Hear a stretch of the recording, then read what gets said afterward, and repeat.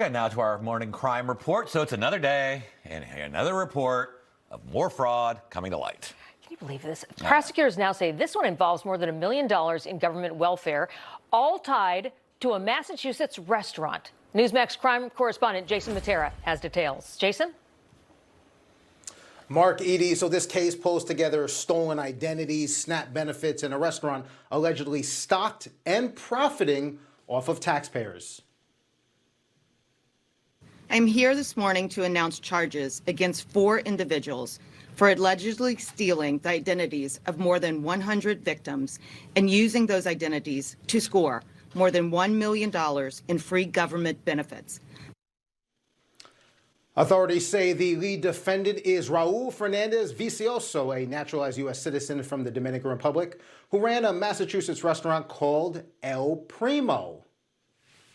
Prosecutors say he and 3 co-defendants, 2 here illegally from Venezuela, unlawfully obtained SNAP benefits in what is being called a multi-state fraud operation.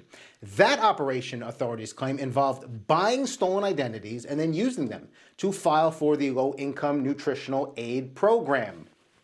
Investigators allege Vicioso and his crew pulled in more than $400,000 in EBT cards between 2023 and 2025 and used those cards to buy bulk food from wholesalers. You can see it right there. They went on to load up their restaurant shelves with that food and sold it for a profit.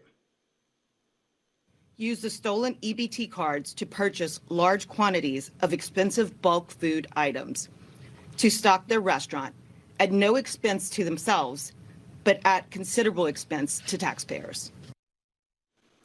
The racket began to unravel when authorities found 117 EBT applications connected just to 2 apartments in Providence, Rhode Island. So you had 117 people, 2 apartments, not very subtle. But Mark Edie, prosecutors say the fraud did not stop with the EBT cards.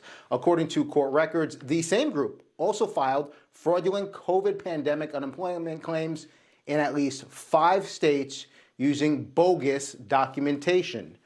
They purportedly collected more than $700,000 in COVID funds and allegedly even used some of that stolen money to help pay for property in the Dominican Republic. Now, Raul Fernandez Vicioso and his alleged team of fraudsters are facing multiple federal charges.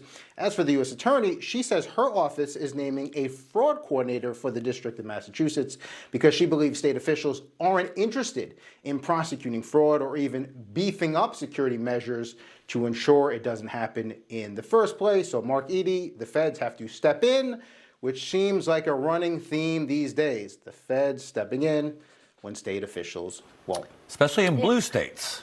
Yeah, but again, it's the same thing. 117 people in 2 apartments.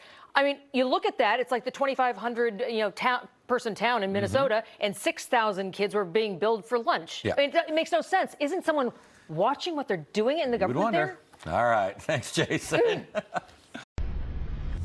Information. Truth is freedom. Is Newsmax. It's real news for real people.